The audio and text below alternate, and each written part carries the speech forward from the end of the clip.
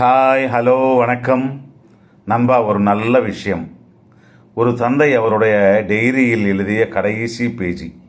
கண்ணா, நான் கிழவனாகிவிட்டேன், வயசாகிவிட்டது.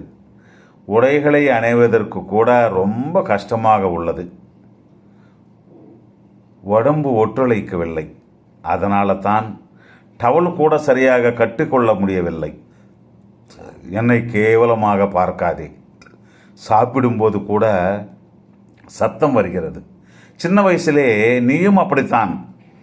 ஒரு விஷயத்தை 10 தடவை சொல்கிறேன், கோச்சிக்காதே. குளிக்க சொன்னாலும் என்னால் முடியலப்பா. சின்ன வயசிலே நீயும் அப்படித்தான். குளிக்க சொன்ன அடம் பிடிப்பே, அல்லது ஒரு கலாட்டாவே பண்ணுவே.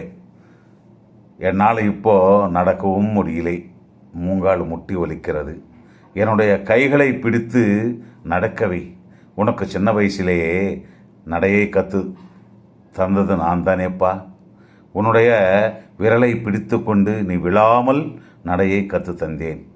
அதற்காகத்தான் வயதானவர்களை குழந்தைகள் போல் என்று சொல்வார்கள்.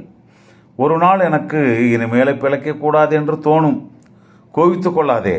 இந்த வயசிலேயே பிழைப்பது கஷ்டமான தருணம்தான். அப்படின்னு சாகவும் முடியாது. நீ என் பக்கத்திலே உட்காந்துக்கோடா.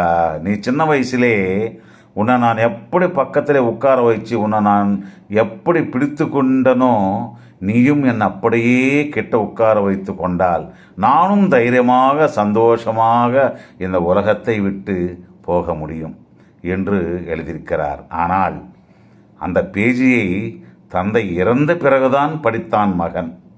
வயதான தாய் தந்தை மனங்களை புரிந்து கொண்டு நடந்து கொள்ளுங்கள் பிள்ளைகளே. உங்களுடைய இந்த ஸ்பீடு உலகத்திலே அவர்களுக்காக கொஞ்ச நேரம் ஒதுக்கி அவங்களுடைய வேதனையை புரிந்து கொள்ளுங்கள்.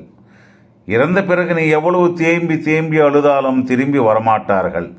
அவங்களுடைய நல்ல நினைவுகள் தான் உங்களுக்கு இருக்கும். போனால் திரும்பி வராதது, மீண்டும் சம்பாதிக்க முடியாதது தான் உயிர். மற்றவை எல்லாம் போனாலும் திரும்பி வரும். உயிர் பிறந்தால் பிறந்தது தான் திரும்பி வராது. புரிந்து கொள்ளுங்கள்.